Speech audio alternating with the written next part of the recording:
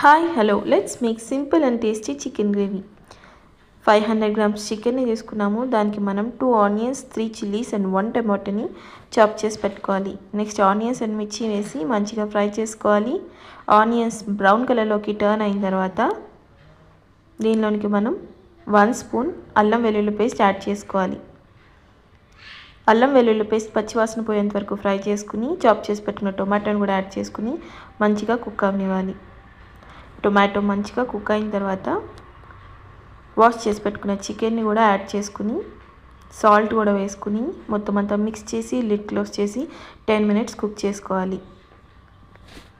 Lid open చేస్తే water release అవటం start అవుతుంది. ఈ టైంలో మనం మన టేస్ట్కి సరిపడా కారం కూడా యాడ్ చేసుకుని మిక్స్ చేసుకుని లిటిల్ అమౌంట్ ఆఫ్ వాటర్ వేసి చికెన్ని మంచిగా కుక్ చేసుకోవాలి. ఫైనల్గా గరం మసాలా అండ్ కొత్తిమీర వేసుకుని కర్రీ దగ్గర పడిన తర్వాత స్టవ్ ఆఫ్ చేసుకోవాలి.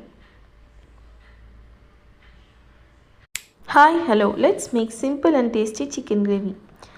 500 grams చికెన్ని తీసుకున్నాము. దానికి మనం 2 ఆనియన్స్, 3 చిల్లీస్ అండ్ 1 టమాటోని చాప్ చేసి పెట్టుకోవాలి. నెక్స్ట్ ఆనియన్స్ అండ్ మిర్చి వేసి మంచిగా ఫ్రై చేసుకోవాలి.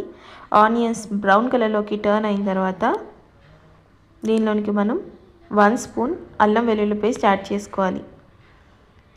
అల్లం వెల్లుల్లి పేస్ట్ పచ్చివాసన పోయేంత వరకు ఫ్రై చేసుకుని చాప్ చేసి పెట్టుకున్న టొమాటోని కూడా యాడ్ చేసుకుని మంచిగా కుక్ అవ్వనివ్వాలి. టొమాటో మంచిగా కుక్ అయిన తర్వాత వాష్ చేసి పెట్టుకున్న చికెన్ని కూడా యాడ్ చేసుకుని సాల్ట్ కూడా వేసుకుని మొత్తం అంతా మిక్స్ చేసి లిడ్ క్లోజ్ చేసి 10 minutes కుక్ చేసుకోవాలి.